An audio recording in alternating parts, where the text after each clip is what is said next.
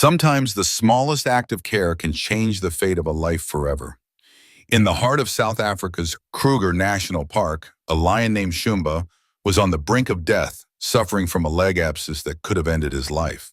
But what happened next would shock the world and redefine the bond between humans and wild animals. If you love incredible wildlife stories and the unseen connections between humans and nature, hit that like button, subscribe for more extraordinary tales, and comment below with what you think about this lion's unbelievable recovery. Sometimes the smallest act of care can change the fate of a life forever. In the heart of South Africa's Krueger National Park, a lion named Schumba was on the brink of death, suffering from a leg abscess that could have ended his life. But what happened next would shock the world and redefine the bond between humans and wild animals. James Mitchell wiped the sweat from his brow as he stepped out of the Land Rover, scanning the endless expanse of parched savanna. The sun beat down with relentless intensity, transforming the tall, golden grasses into brittle shards of straw that crunched underfoot. Krueger National Park, one of Africa's most iconic wildlife reserves, was gripped by an unforgiving drought. 3 months had passed without substantial rainfall, and every animal in the park was beginning to feel the strain. At 38, James bore the physical marks of his decade-long career as the park's head veterinarian. The early grays in his temples and the lines etched across his sun-weathered face spoke of countless days spent under the harsh sun, tracking, treating, and sometimes failing to save the creatures he had sworn to protect. Yet today, he felt an urgency unlike any he had encountered before. For 5 consecutive days, he and his trusted tracker, Themba Lovu, had followed the radio collar signals of Schumba, one of the park's most famous male lions. The lion's dark, imposing mane had once signaled health and dominance across his territory, attracting safari tourists who eagerly sought a glimpse. But the reports from guides had grown increasingly concerning. Schumba was moving slowly, limping noticeably, and seemed unable to hunt. The sedentary behavior was alarming. Adult male lions typically roamed vast territories, spanning nearly 100 square miles. But Schumba had remained within half a kilometer of the eastern watering hole for nearly a week.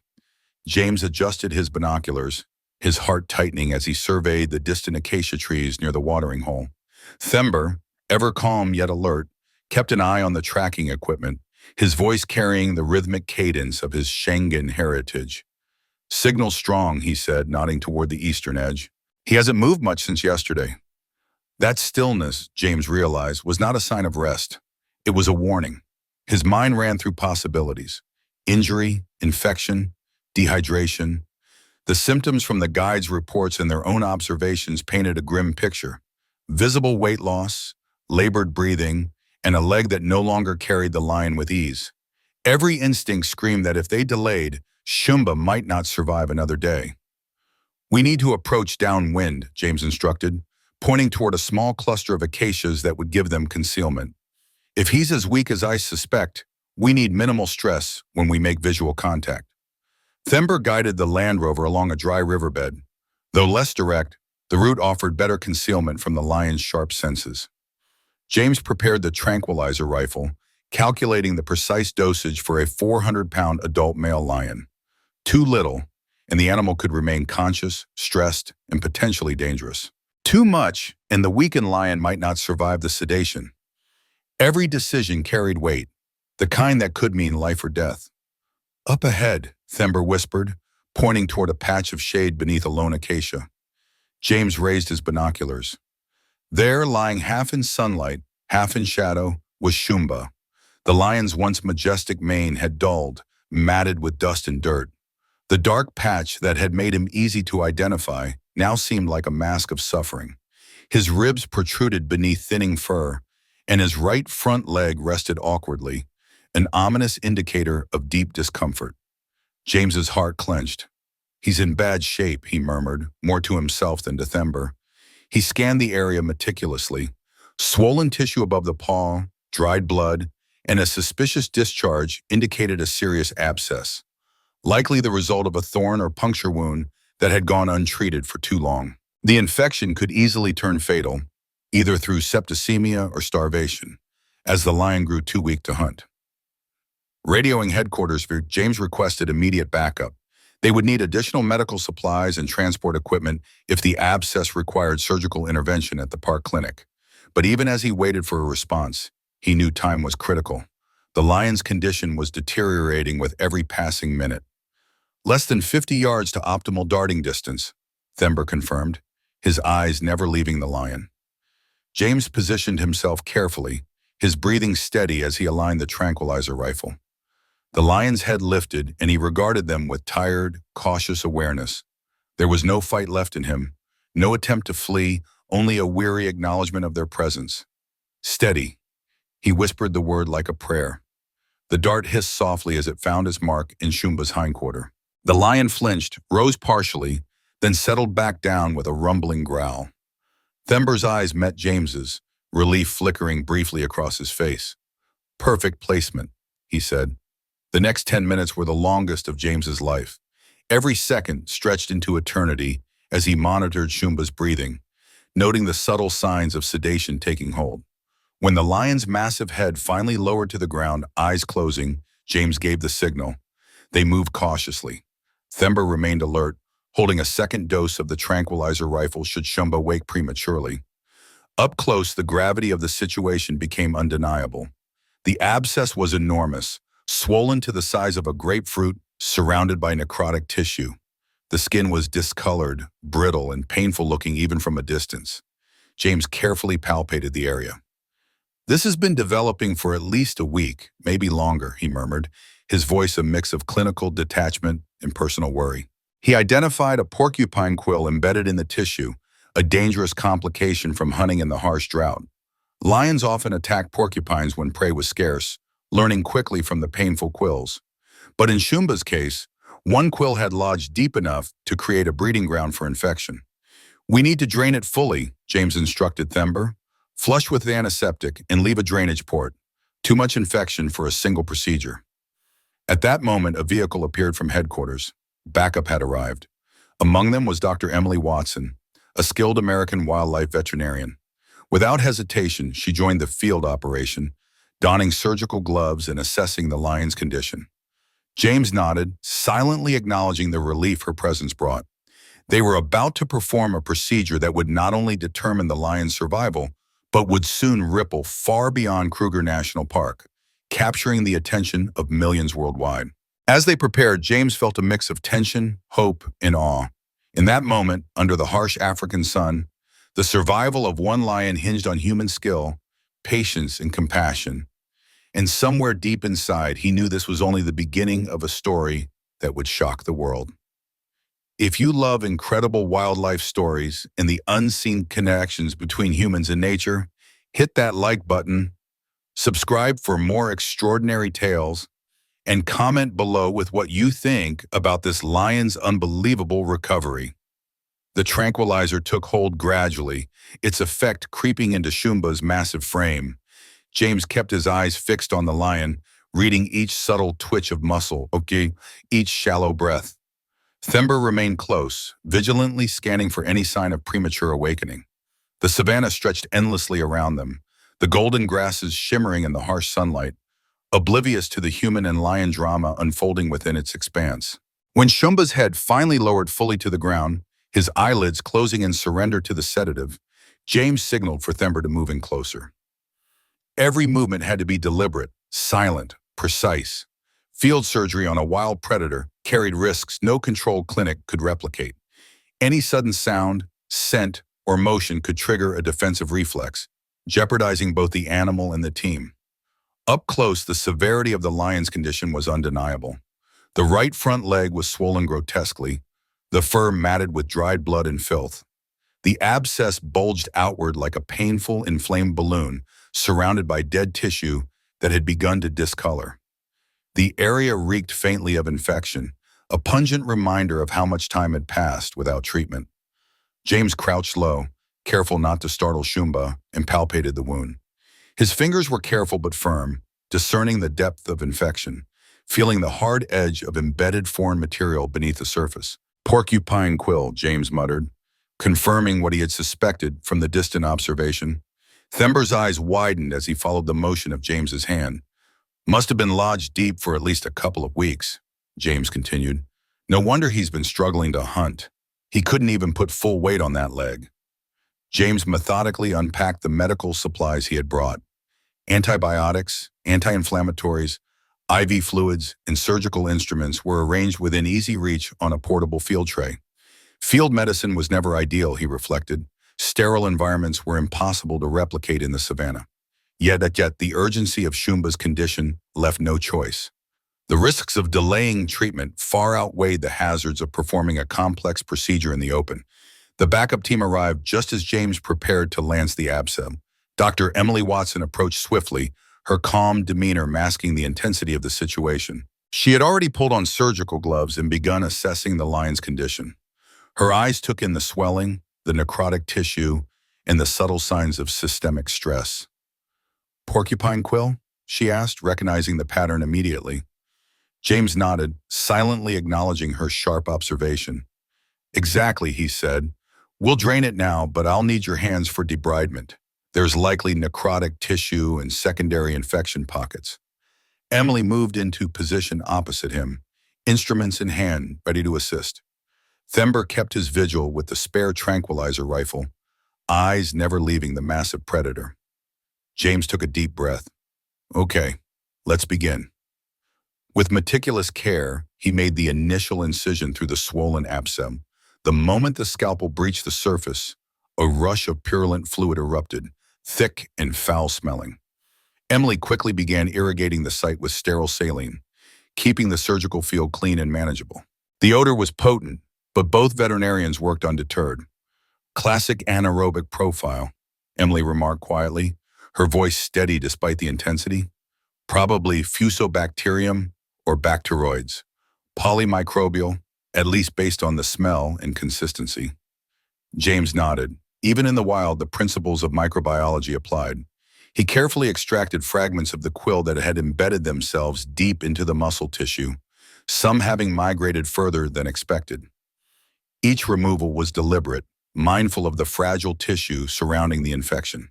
The backup team had also brought a portable ultrasound device.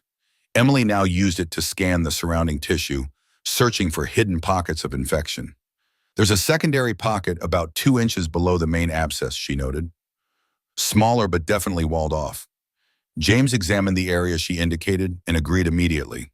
"We open it, no half measures. If we miss this, he won't get another chance." For nearly 40 minutes, the team worked with synchronized precision. James removed necrotic tissue while Emily irrigated, assisted, and monitored vital signs. Thember reported every subtle change in breathing and pulse, ensuring that the sedative remained effective without overloading Schumba's compromised system. The lion's pulse was weak but steady, respiration shallow but regular, oxygen saturation within survivable limits. Each incision revealed the hidden extent of infection and damage. The team worked methodically, mindful that any misstep could have disastrous consequences. The drainage ports were installed strategically, ensuring that the infection would continue to evacuate even after the procedure ended. This cross-channeling method, adapted from military field medicine for combat injuries, prevented isolated pockets of infection from reforming while the external wound healed. James reflected that no conventional wildlife literature had documented this approach. Throughout the procedure, Nadia, the park's media liaison, hovered discreetly with a camera. She captured photos that would later become iconic, but did not interfere with the team's work. James gave a silent nod, approving her documentation but instructing strict limits: no flash, no close proximity, and no disruption to the procedure. Emily commented on the lion's remarkable resilience. "I've never seen an abscess this severe where the animal survived long enough for treatment," she said. James gave a faint smile despite the intensity. "Schumba has always been a fighter. I've tracked him since he was a subadult, challenging for territory. He's survived far more than most lions at his age." Once all quill fragments were removed, necrotic tissue debrided, and drainage ports in place, James administered a long-acting antibiotic along with anti-inflammatory medication. IV fluids were carefully adjusted to combat dehydration. The field procedure, risky and grueling, had succeeded in stabilizing the lion. The decision then arose: leave Schumba in the wild under daily monitoring or transport him to the rehabilitation enclosure at Skukuza. The team weighed the risks, Returning him immediately to the wild could leave him too weak to hunt, vulnerable to rival males, or at risk of losing his cubs. Leaving him in the field could compromise treatment efficacy and survival. After careful discussion, James and Emily agreed on transport. Controlled care in the rehabilitation enclosure offered the lion the best chance of full recovery without immediate threat. They carefully moved Schumba onto a reinforced stretcher, minimizing jostling. Emily coordinated IV and medication adjustments during the transfer. Thember ensured that the lion remained calm, observing every subtle twitch or rise of the chest. Once secured in the transport vehicle, James sat beside him, monitoring vital signs over the rough terrain for the nearly hour-long journey to Skukuza. Every bump, every sudden motion required vigilance. The sun began to lower in the sky, casting long shadows across the savanna. Even in this intense moment, James took note of the beauty around him. It was a reminder of what they were fighting for. Not just the life of a single lion, but the preservation of the intricate, fragile ecosystem that had supported countless generations of wildlife. As the vehicle rumbled over the dusty tracks, James allowed himself a quiet thought. This was more than a medical intervention. It was a pivotal moment where human expertise and compassion collided with the raw power of nature. And somewhere deep inside, he sensed that this was only the beginning of a story that would ripple far beyond Krueger National Park, touching lives around the world. The sun dipped low over the horizon as the transport vehicle rumbled toward Skukuza, the main camp in Krueger National Park equipped for rehabilitating injured wildlife. James remained in the back beside Schumba, monitoring every breath, every subtle flick of his ears. The lion was sedated, but not completely unresponsive, and James' eyes never strayed from him. Thember rode ahead, navigating the rough terrain with the precision only years of experience could provide, while Emily followed closely in a second vehicle, prepared to intervene if any complication arose. The ride took nearly an hour.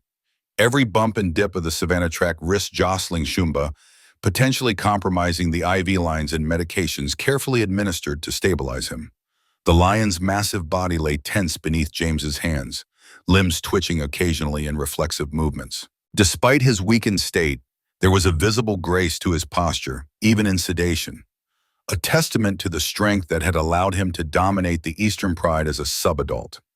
Upon arrival at Skukuza, the team had already prepared a specialized rehabilitation enclosure. It was designed to minimize human interference while allowing careful observation and treatment. Covered shelter areas, automated water troughs, and a controlled feeding zone ensured that Schumba could rest and recover without unnecessary stress. James guided the transport team as they carefully lifted the sedated lion from the vehicle and placed him into the enclosure. The process was painstaking, requiring coordination, strength, and patience. Yet by the time Schumba was finally settled, every member of the team felt a shared sense of relief. Emily immediately began assessing the wound. She gently adjusted the IV lines and monitored vital signs, noting that the lion's heart rate was stable and respiration within safe limits. "This enclosure is more sophisticated than I expected," she admitted quietly. "Most of the parks I've worked in Tanzania and Kenya don't have anything like this." James gave a faint smile, tired but proud. 10 years of development, he said. "We lost too many treatable animals before we built this." After the black rhinos died from preventable infections in 2012, the Conservation Foundation prioritized medical infrastructure. We've slowly expanded facilities and protocols, and now we can handle emergencies like this. As James and Emily secured the lion in the enclosure, Nadia, the park's media liaison officer, approached. "The photos are ready for upload to our secure server," she said. "With your approval, I'd like to share some on official channels. The donors and public follow our work closely." Schumba's story could highlight our efforts effectively. James considered the request carefully. "Use only the treatment images that aren't graphic," he instructed. "Focus on the process, the work we're doing. Emphasize that recovery is ongoing. We don't know the outcome yet." Within 24 hours, Nadia's carefully selected images began circulating online. Hundreds of thousands of people shared, commented, and discussed the lion's plight. The combination of vulnerability and expert care struck a chord worldwide. News outlets quickly picked up the story, amplifying its reach. International audiences marveled at the lion's strength and resilience, and the dedication of the conservation team caring for him. The initial public response was unlike anything James had anticipated. Emails from well-wishers arrived from every continent.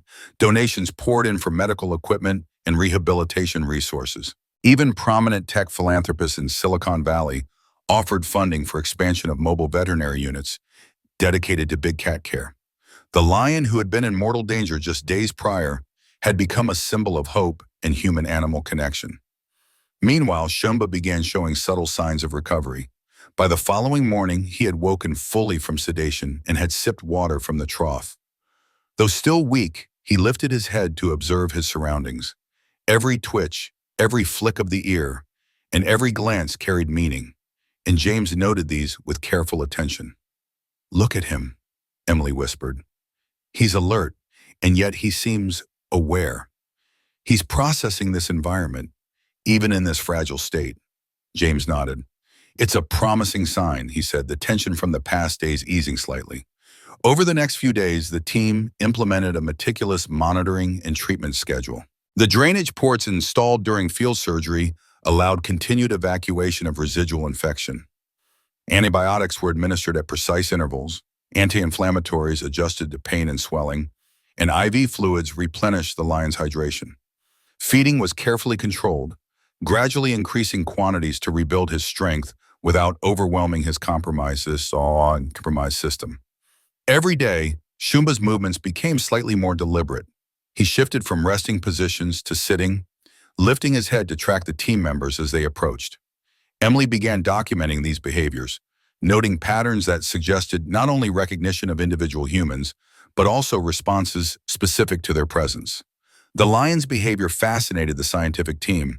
It was unusual for wild predators to demonstrate such focused attention during recovery, especially on humans who were not part of their pride. Nadia continued to manage social media updates, carefully highlighting the lion's progress. The story continued to gain momentum. Viral posts emphasized both the Schumba's vulnerability and the evident compassion of the conservation team. Within 48 hours, millions of viewers had seen images of the lion resting under expert care, many expressing amazement, admiration, and even emotional connection to the animal. Hashtags celebrating Schumba's resilience began trending globally. James remained focused on his primary responsibility, the lion's recovery. He observed Schumba with a keen eye, noting every improvement in posture, every step of increased mobility. Thember tracked dietary intake and measured wound healing, while Emily analyzed tissue samples to confirm the bacterial profile and optimize antibiotics. Every piece of data was crucial. Despite the viral attention, James insisted on prioritizing medical care over publicity. It was during one quiet morning observation that the team noticed something unexpected. Schumba lifted his massive head and maintained direct eye contact with James for several long moments. His gaze was steady, deliberate. Emily's scientific mind raced, but even she could not explain it immediately. "He's watching you," she said quietly. "Specifically you, James." Thember, who had spent decades observing wild lion behavior, whispered, "That's unusual. He's acknowledging your presence. That's not normal for a recovering lion in captivity." The lion's actions transcended simple recognition.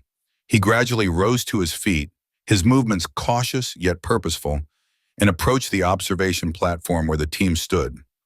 Pausing beneath James, he lowered his head slightly in what appeared to be a bow, a gesture so subtle yet so deliberate that it defied conventional understanding of predator behavior. Nadia quickly raised her camera, capturing video footage of the moment. James remained silent, astonished by the deliberate acknowledgement from an animal he had just rescued. The implications were extraordinary. A wild predator displaying recognition, perhaps even gratitude, toward the humans who had intervened at a critical moment in its life. By evening, Nadia had uploaded the footage to the park's social media channels. Within hours, the video went viral. Millions around the globe watched as Schumba, the lion whose life hung by a thread just days earlier, appeared to communicate in a way that challenged assumptions about wild animal cognition. Comments poured in, ranging from awe at the lion's recovery to philosophical discussions about the connection between humans and wildlife. The viral attention had practical consequences as well.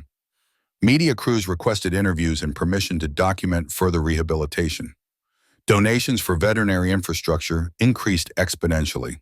Academic researchers expressed interest in studying Schumba's behavior scientifically. The story of one lion's recovery had transcended a single medical intervention, evolving into a movement that captured the attention of both the public and the scientific community. Despite the fame, James focused on the lion. Schumba continued to improve physically, showing steady increases in strength and mobility.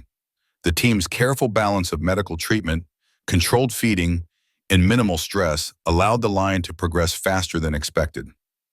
Each day brought new observations, deliberate eye contact, responsive vocalizations, and subtle positioning behaviors that suggested awareness of individual caretakers. For James, the success was tangible. A life had been saved, a severe infection managed, and a critically endangered predator given a chance to thrive again. But beyond the medical achievement, there was something deeper. The realization that the bond formed between humans and a wild animal could transcend instinct and expectation, a reminder of the profound, sometimes mysterious, connection possible between species. By the fifth day following the initial field procedure, the team had established a careful routine around Schumba's rehabilitation. The lion, though still weak, exhibited remarkable resilience, moving with more confidence and curiosity than anticipated. Yet what captured the attention of everyone at Skukuza was not merely his physical progress. It was the subtle, extraordinary behavior he displayed in response to the humans around him. James stood on the observation platform overlooking the enclosure, binoculars trained on Schumba as he stretched languidly in the shade. Emily sat nearby, her tablet open, noting behavioral patterns and vocalizations with precise timestamps. Thember, decades of experience etched into his posture and eyes, leaned quietly against the railing, silently watching. For hours, Schumba had maintained a pattern of interaction that no one had seen before in wild predators under rehabilitation. The lion's first deliberate act of recognition had occurred the previous morning. Schumba had lifted his head from the ground and focused his gaze directly on James. It was not a fleeting glance. It was sustained, steady, deliberate. Emily, trained in animal behavior, immediately recognized that this was unusual. Eye contact of this duration was rare even among captive predators, let alone a wild lion recovering from trauma. Thember, who had spent his life observing pride dynamics and territorial disputes, confirmed what Emily suspected. "He's acknowledging you," he whispered. "He knows you're here." But it was what happened next that truly stunned the team. With painstaking caution, Schumba rose to his feet, legs trembling slightly, and approached the observation platform. Every step carried weight and purpose. He halted directly beneath James, lowering his head in what appeared remarkably like a bow, a gesture that seemed to signify recognition, respect, or even gratitude. For a few seconds, the lion remained perfectly still, eyes locked on the veterinarian who had intervened to save his life. Emily's scientific curiosity flared, but she suppressed her instinct to interfere. "We need to document this," she whispered. "Every motion, every glance. This could be something entirely new, behavioral evidence of interspecies recognition." James, his heart pounding, simply watched. Years of fieldwork had taught him to respect wild predators' autonomy. This moment, he realized, was extraordinary not because of the lion's obedience or conditioning, but because of the apparent intentionality behind the action. Nadia, who had been recording discreetly with a handheld camera, captured the event. She kept her distance, mindful of the stress it could cause, but ensured that every second was documented. "This could go viral," she said quietly, eyes wide. James gave a brief nod, knowing that while public attention might grow, their priority remained Schumba's recovery. Within hours of the video being uploaded, the response was immediate and unprecedented. Millions of viewers across social media platforms shared and commented on the footage. Some were fascinated by the apparent intelligence displayed by the lion, while others were deeply moved by what appeared to be an acknowledgement of human assistance. Comments ranged from disbelief to awe, many anthropomorphizing Schumba as a lion who understood gratitude. News outlets picked up the story, amplifying the global attention. James, however, remained cautious. He understood the difference between anthropomorphic interpretation and scientific observation, yet even he could not deny the significance of the behavior. Schumba's gestures, sustained eye contact, deliberate approach, and bowing suggested awareness of both the human's presence and their role in his survival. It challenged assumptions about the cognitive abilities of wild predators and hinted at a depth of interspecies understanding previously undocumented. Over the following days, the phenomenon became more pronounced. Schumba began to anticipate the team's visits. When James approached the enclosure, the lion would shift position, rising or turning his body to make eye contact. Sometimes he would vocalize, producing low, deliberate rumbling sounds that seemed directed specifically at Emily or James. Emily began recording these vocalizations meticulously, noting their timing, tone, and context. "It's almost as if he's developed a unique communication pattern for us," she remarked, her voice tinged with excitement. Thember's observations added further nuance. "He positions himself to facilitate observation," he noted one morning, watching the lion settle in a way that clearly displayed the healing wound to the team. "Even in the wild, lions hide weakness. He's choosing to show it to us." The significance of this behavior was not lost on James. Here was a predator, conditioned to conceal vulnerability for survival, now demonstrating trust and awareness directed at the humans who had intervened at a critical juncture. The viral attention continued to escalate. Social media users shared the footage widely, creating trending hashtags celebrating Schumba's resilience and apparent intelligence. Within days, millions of viewers had engaged with the story, expressing wonder, empathy, and curiosity. Fundraising campaigns for wildlife rehabilitation and conservation programs gained momentum, fueled by the public's emotional investment in Schumba's story. Donations for veterinary equipment, mobile field units, and rehabilitation infrastructure surged, transforming what had begun as a local medical intervention into a global conservation movement. Meanwhile, the scientific community took notice. Researchers in animal cognition, behavioral ecology, and wildlife biology reached out to request permission to observe Schumba under controlled conditions. They were particularly interested in the combination of learned recognition, deliberate positioning, and vocalization specificity.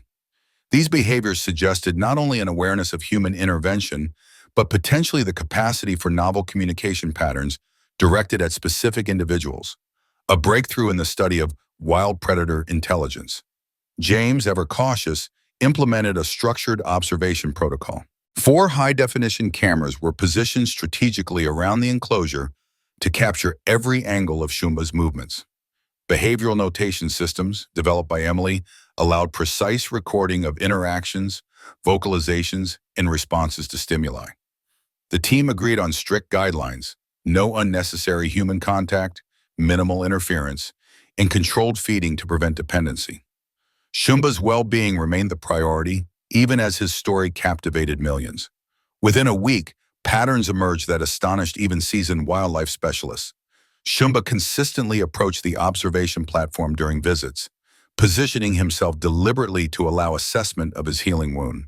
He responded to individual team members with distinct vocalizations, and head movements appeared to correspond with specific actions or requests. In short, he was not merely recovering physically.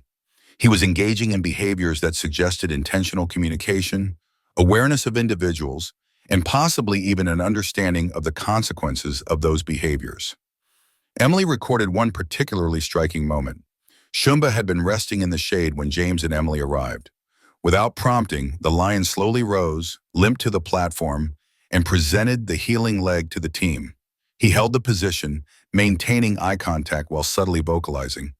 Emily whispered to James, "He's inviting inspection. This isn't instinct. He wants us to observe his recovery."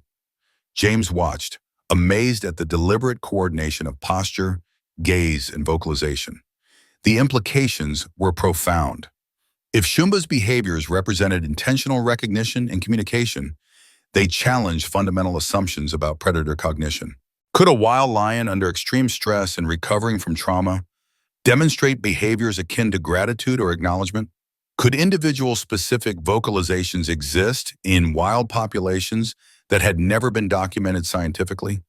The questions were tantalizing, and the potential insights into interspecies cognition unprecedented. By the end of the week, Schumba had not only stabilized medically, but had transformed the way humans perceive wild predators. His story had evolved from a viral account of survival into a phenomenon that merged scientific intrigue with public fascination.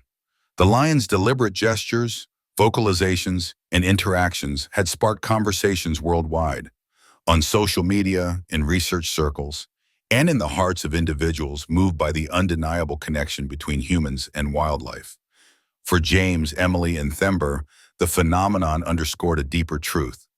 Their intervention had done more than save a life. It had created an unprecedented window into the mind of a wild predator, revealing capacities for awareness, intentionality, and interspecies recognition that challenged everything previously assumed. Schumba was not merely a patient, he was a teacher, revealing the intricate, nuanced intelligence of a species often underestimated, and reminding the world that even in the wild, remarkable bonds could form when compassion, skill, and opportunity aligned.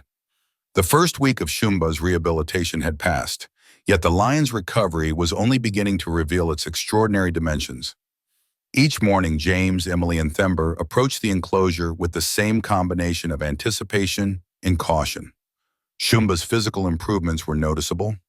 His once matted mane had regained a glossy sheen, his body had filled out with gradually increasing muscle tone, and the swelling around his leg had reduced significantly. But the behaviors he displayed now were even more captivating than his physical recovery. James observed as the lion rose deliberately from his shaded resting place. Schumba moved to a central area of the enclosure, positioning his body so the team could clearly inspect the healed wound. Unlike earlier days, when his movements were tentative and primarily instinct-driven, he now exhibited a remarkable awareness of his environment and the people within it. Emily, sitting with her tablet in hand, began to record the precise angles, posture, and vocalizations. "He's creating a visual cue for us," she noted quietly. "It's intentional, coordinated, and consistent. We're witnessing behaviors that suggest an understanding of observation." Thember, who had decades of field experience, nodded. Lions don't typically reveal vulnerability. Even when injured, they hide it from their pride to avoid challenges or threats. Schumba is deliberately showing his recovery. That's extraordinary. James remained focused, his eyes scanning every subtle detail. The way Schumba shifted his weight, the careful positioning of his head, and the occasional low rumble that seemed directed at Emily. Over the next few days, Emily's careful recordings began to reveal patterns in Schumba's vocalizations. The low rumbles were not random. Each had a distinct frequency, duration, and context. When Emily approached, a specific rumble occurred. When James arrived, the tone shifted slightly. The team began documenting these as individual specific calls, a phenomenon rarely reported in wild lions. Emily remarked, "If this pattern holds, it suggests Schumba has developed vocalizations that differentiate between humans. It's a level of interspecies awareness that challenges everything we thought about predator cognition." James and Thember implemented a controlled observation protocol. The team agreed on strict guidelines: no unnecessary human contact, consistent observation times, and limited interventions to maintain Schumba's autonomy and avoid stress. Cameras were positioned strategically to capture multiple angles of the enclosure.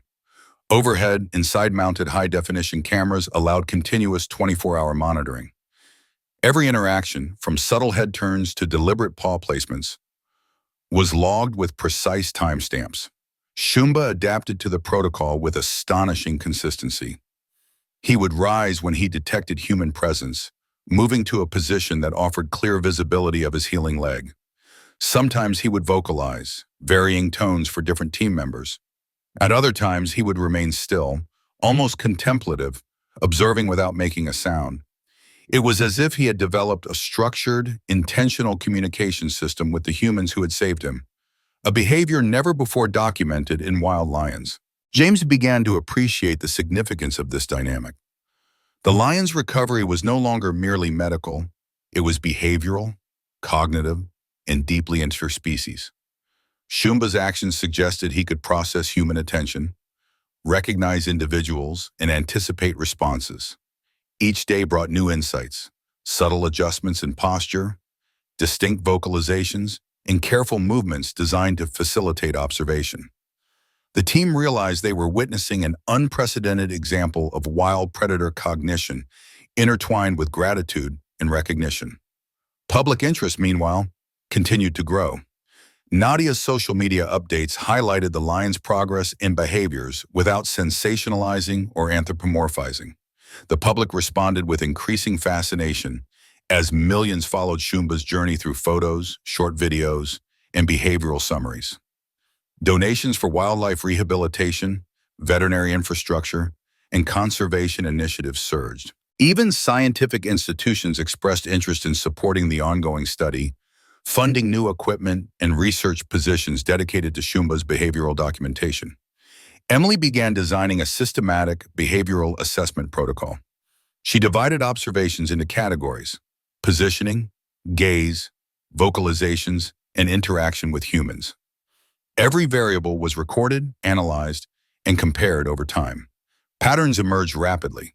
Schumba consistently positioned himself to facilitate wound inspection, responded to distinct voices with specific vocalizations, and displayed preferences for particular caretakers in ways that indicated recognition beyond mere conditioning. One afternoon, Emily observed something that startled even her experienced mind. Schumba had been resting in the shade, largely motionless. When James approached, the lion rose slowly, limped to the central area of the enclosure, and presented his leg for inspection. But this time he accompanied the display with a series of low rumbles, punctuated by brief pauses. Emily recorded the sequence, then replayed it on her tablet. "This is unlike anything documented," she whispered. "He's creating a repeated vocal pattern that corresponds to a specific action he wants us to take. He's essentially instructing observation. This is deliberate interspecies signaling." Thember added his perspective. "Even lions raised in captivity rarely display this level of intentionality. Schumba is teaching us something. He's showing awareness, preference, and purpose, and he's doing it consistently." James nodded, recognizing the magnitude of what they were witnessing. This was more than a recovery. It was a demonstration of cognitive capability and interspecies communication that defied conventional understanding. Over the next week, the team adjusted their observation techniques. High-definition cameras captured continuous footage, while Emily logged behavioral data in real time. The lion's actions suggested he could anticipate human responses, position himself to elicit specific reactions, and maintain awareness of spatial relationships within the enclosure. James noted the subtle interplay of cognition and instinct. The lion's movements were still constrained by his predatory instincts, yet overlaid upon that foundation was a remarkable layer of intentional behavior directed at humans. The global response mirrored the scientific fascination. Videos of Schumba's deliberate positioning and vocalizations went viral repeatedly, often accompanied by commentary highlighting the intelligence, awareness, and resilience of wild predators. Social media campaigns promoting conservation gained traction, and funding for wildlife medical programs increased dramatically. Within Krueger National Park, the story of Schumba's recovery had catalyzed a movement, uniting the public, scientists, and conservationists in shared admiration and concern for the well-being of wild animals. By the end of the second week, Schumba's healing had progressed substantially. The swelling around his leg had fully subsided, the drainage ports had been removed, and his mobility was nearly restored. Yet the behavioral phenomenon continued, growing even more pronounced. The lion demonstrated patience, intentionality, and subtle forms of communication that suggested not just recognition, but preference, anticipation, and perhaps even understanding of consequences. Emily began documenting the consistency of these behaviors, realizing that Schumba's actions could provide new insights into the cognitive capacities of large predators, challenging decades of assumptions in wildlife science. James reflected on the broader implications. Schumba's recovery was a triumph of medical intervention, of course, but it was also a window into the mind of a wild predator. For the first time, humans were seeing behaviors that might redefine our understanding of lion cognition, awareness, and inter-species communication. Every observation, every subtle movement, every vocalization was a puzzle piece, slowly revealing a depth of intelligence and awareness rarely glimpsed in the wild. Schumba's journey had begun as a life-or-death medical emergency. Now it had evolved into a global phenomenon, a behavioral case study, and a beacon for conservation. The lion's deliberate interactions challenged conventional wisdom, inspired scientists, captivated the public, and reinforced the powerful connection that could exist between humans and the wild creatures they dedicated their lives to protecting. The morning of Schumba's release dawned crisp and clear, the golden African light bathing Krueger National Park in a warm, tranquil glow. Months of drought had passed, and the landscape had begun to recover from the harsh summer. Lush grasses swayed gently in the wind, and the waterholes replenished by recent rains reflected the blue sky above. Yet the focus of the day remained singular, returning Schumba to his rightful place in the wild. James, Emily, and Thember gathered at the rehabilitation enclosure, joined only by a small, carefully vetted documentary crew. The decision had been made to limit human presence to ensure minimal stress for the lion.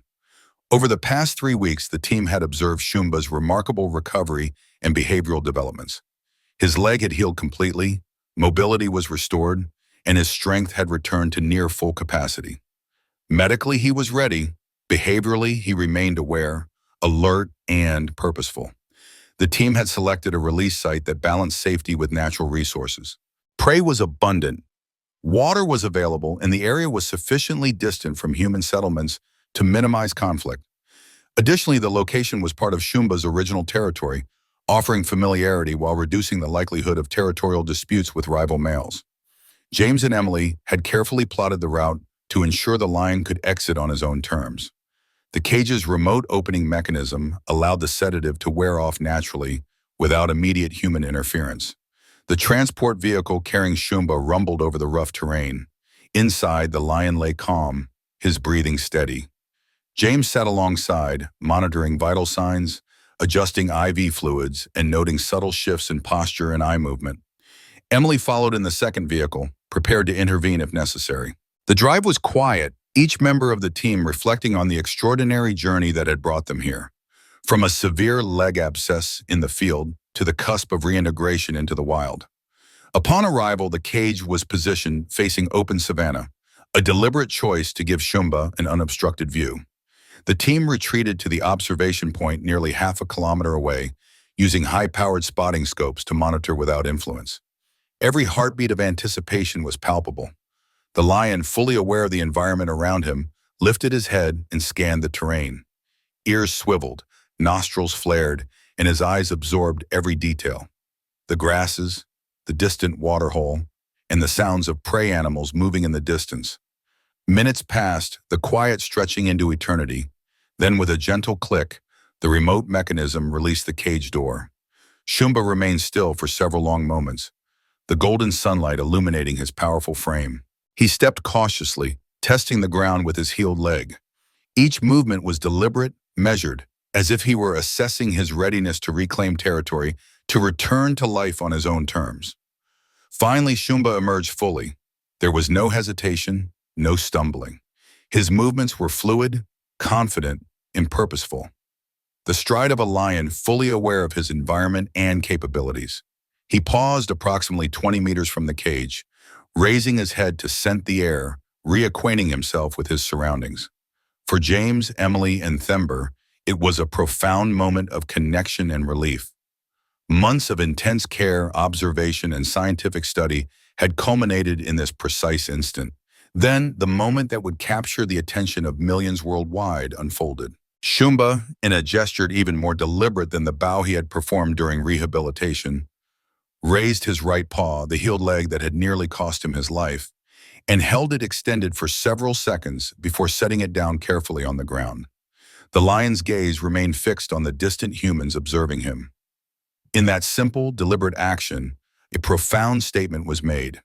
Acknowledgement, awareness, and perhaps even a form of communication. The BBC documentary crew captured the footage in stunning clarity. News of the gesture spread globally within hours. Social media erupted with millions of shares, comments, and discussions. Audiences debated its meaning. Was it coincidence, conditioned behavior, or evidence of cognitive awareness previously unrecognized in wild predators? Scientists, behavioral ecologists, and animal cognition researchers scrambled to analyze the footage, considering implications for interspecies communication, recognition, and intelligence. For James, the practical significance was immediate. The global attention translated into tangible support for conservation initiatives. Funding surged for Krueger National Park's medical and rehabilitation programs. Mobile veterinary units, modeled after the intervention used for Schumba, were established across Africa and parts of Asia. Specialized enclosures and observation protocols were implemented in multiple protected areas, improving care and monitoring for injured predators. The ripple effect of one lion's survival had grown into a movement. The public, too, was transformed by the story. Millions of individuals who had never considered the nuances of wildlife rehabilitation now followed updates with deep interest in personal investment. Donations and advocacy increased, supporting habitat preservation, veterinary programs, and conservation education initiatives. Schumba's journey had bridged the gap between abstract environmental concern and emotional connection with a living, breathing individual whose resilience inspired a global audience. Back in the wild, Schumba's first hours were measured, yet purposeful. Camera traps and tracking devices confirmed that he quickly reacquainted himself with the landscape. He moved with the assuredness of a dominant male, reasserting territorial awareness and hunting instincts. Within days, he successfully captured prey, navigated water sources, and established patterns of movement indicative of a lion fully reintegrated into his natural environment. Weeks later, camera trap footage revealed even more. Two young females had been observed approaching Schumba, suggesting the formation of a new pride nucleus. His dominance and regained strength had restored his social position in the ecosystem. Conservationists monitoring the footage noted that his interactions were confident yet non-aggressive, indicative of a predator fully recovered both physically and behaviorally. Meanwhile, the scientific community continued to study Schumba's behaviors from the rehabilitation phase. Research papers documenting novel interspecies recognition, deliberate positioning, and individual-specific vocalizations were submitted to top journals in wildlife medicine and behavioral ecology. Conferences convened to discuss the implications, not only for predator cognition, but also for ethical approaches to wildlife intervention.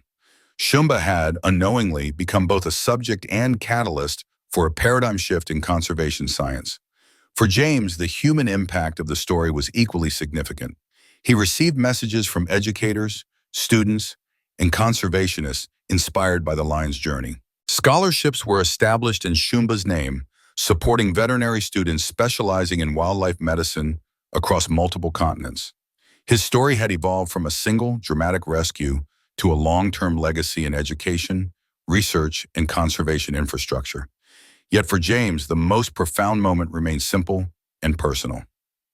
Standing on the observation platform during the release, witnessing Schumba lift his paw and stride confidently into the savanna, he understood that one life had changed countless others. The ripple effect of compassion, skill, and deliberate intervention had reached far beyond the borders of Krueger National Park, demonstrating that human care could harmonize with nature rather than dominate or disrupt it. In the weeks following the release, global attention remained high. Public fascination with Schumba's cognitive behaviors persisted, and debates continued in scientific circles. Yet the lion himself had returned to the rhythms of the world, hunting, patrolling, and thriving. His story had transcended the viral moment. It had become a symbol of resilience, interspecies connection, and the tangible impact of dedicated conservation work. And for James, the final lesson was clear. In a world where human influence on nature was often destructive, it could also be healing. One lion's struggle and recovery demonstrated the profound difference that expertise, patience, and compassion could make, and how the extraordinary resilience of wildlife could inspire global change.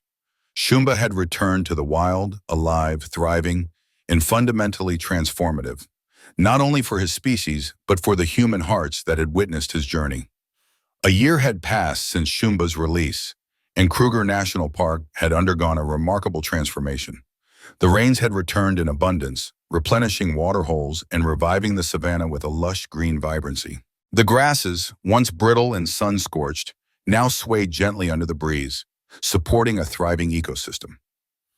Wildlife movements had normalized, yet the story of one lion's extraordinary journey continued to resonate far beyond the park's borders.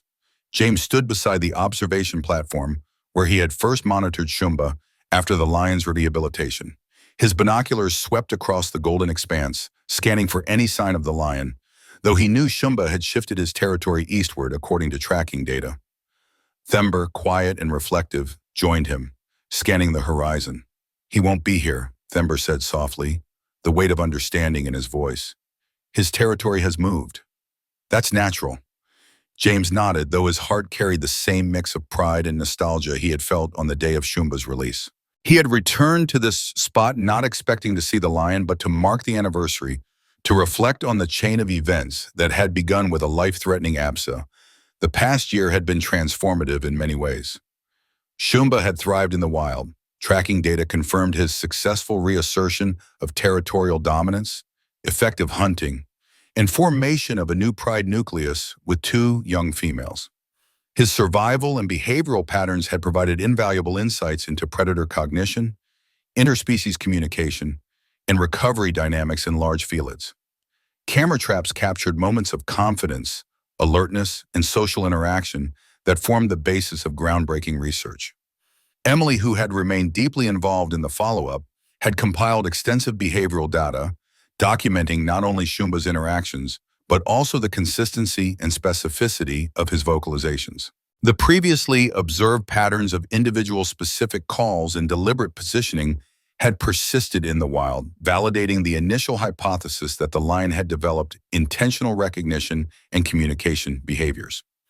Scholars in wildlife cognition hailed the findings as unprecedented, with implications for understanding intelligence, social behavior, and adaptive strategies in apex predators. The ripple effects of Schumba's story had also manifested in conservation practices. Funding for veterinary units had increased exponentially, allowing the deployment of mobile medical teams capable of performing emergency interventions in remote areas. Krueger National Park had upgraded its rehabilitation facilities, integrating field-derived techniques such as cross-channel drainage and remote monitoring. Similar infrastructures were established in other protected areas across Africa and parts of Asia, ensuring that endangered predators received timely, effective care. Public engagement remained significant. Millions of people who had followed Schumba's journey online continued to support wildlife initiatives. Educational programs highlighting his recovery and the conservation methods employed were incorporated into school curricula across multiple continents. Scholarships bearing Schumba's name funded veterinary students specializing in wildlife medicine, creating a new generation of experts dedicated to preserving biodiversity. The lion story had shifted public perception. Conservation was no longer an abstract ideal, but a tangible, emotional investment. Scientific publications based on Schumba's case appeared in leading journals. Detailed accounts of field intervention, behavioral observation, and cognitive analysis offered insights that would shape wildlife medicine and predator research for years to come. Emily's work on the systematic behavioral assessment protocol became a reference for subsequent studies, establishing methods for documenting interspecies recognition and communication in wild animals. Conferences and symposia highlighted the findings, with Krueger National Park emerging as a model for combining medical intervention, behavioral research, and ethical wildlife management. James, reflecting on the year, understood that the most profound lessons extended beyond science and public fascination. The story of Schumba had demonstrated the transformative power of human compassion when combined with expertise. One life, threatened by infection and weakened by environmental stress, had catalyzed change on multiple levels: scientific, societal, and ecological. It had inspired global awareness, prompted new research directions, and reinforced the critical importance of proactive, empathetic intervention in wildlife care. Yet perhaps the most significant impact was subtle and enduring. The bond formed between humans and a wild predator had revealed a capacity for understanding and interaction that transcended species boundaries. Schumba's gestures, recognition behaviors, and deliberate vocalizations had challenged assumptions about intelligence, awareness, and the ability to form interspecies relationships. It was a reminder that even in a world dominated by human activity, nature retained the capacity for extraordinary connection and resilience. On this anniversary visit, James, Thember, and a small team gathered for a quiet observation. The air was crisp, carrying the scent of renewed grasses and distant wildlife. James raised his binoculars, scanning for movement. A distinctive roar sounded in the distance, a male lion asserting territorial presence. Though likely several kilometers away, the sound was a vivid reminder of the natural rhythms that had continued uninterrupted despite human intervention. James smiled faintly. "Coincidence?" he said softly. "But a good one." Thember nodded, understanding the significance. It was a moment of closure, a symbolic affirmation that Schumba had not only survived, but had reclaimed his place in the ecosystem. The team spent the morning reviewing camera trap footage and tracking data, analyzing movements, hunting success, and social interactions within Schumba's pride. Each observation reinforced the narrative. The lion was thriving, confident, and fully integrated into his environment. The researchers' attention, once focused on viral fascination and extraordinary gestures, had now evolved into rigorous scientific documentation, providing a comprehensive understanding of predator recovery, cognitive development, and behavioral adaptation post-rehabilitation. In the broader context, Schumba's story had become a blueprint for conservation practice. Parks across Africa and beyond adopted protocols inspired by the interventions used in his case. Emergency field treatment for large predators, remote monitoring systems, and structured behavioral observation had become standard practice.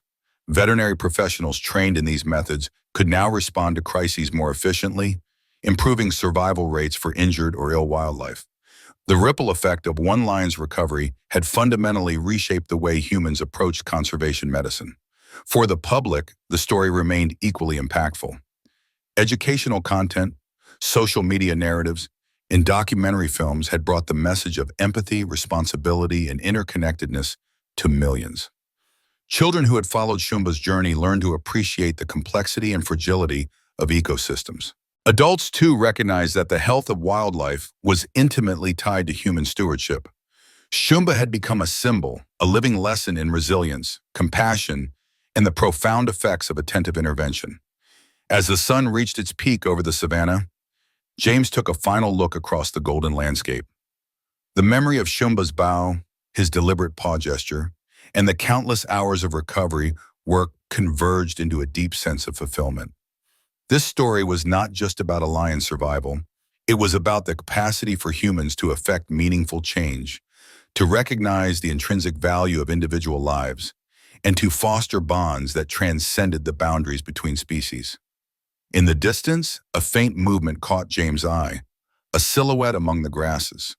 Though he could not be certain, it was enough to evoke a profound sense of connection. One lion, thriving in his natural habitat, had demonstrated the extraordinary possibilities that arise when care, knowledge, and respect intersect.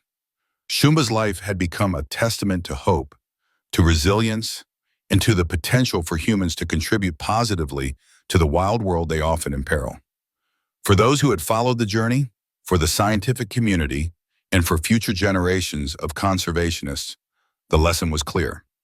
One life, one intervention, and one extraordinary bond could create a ripple that reshapes understanding, inspires action, and safeguards ecosystems for the future. The story of Schumba, from a desperate lion with a life-threatening abscess to a thriving, intelligent, and socially aware apex predator, would continue to resonate as a symbol of compassion, science, and enduring hope. If Schumba's story has inspired you, remember that every act of care counts. Share this journey, support wildlife conservation, and witness the power of human compassion in action. Together, we can protect our planet's remarkable biodiversity for generations to come.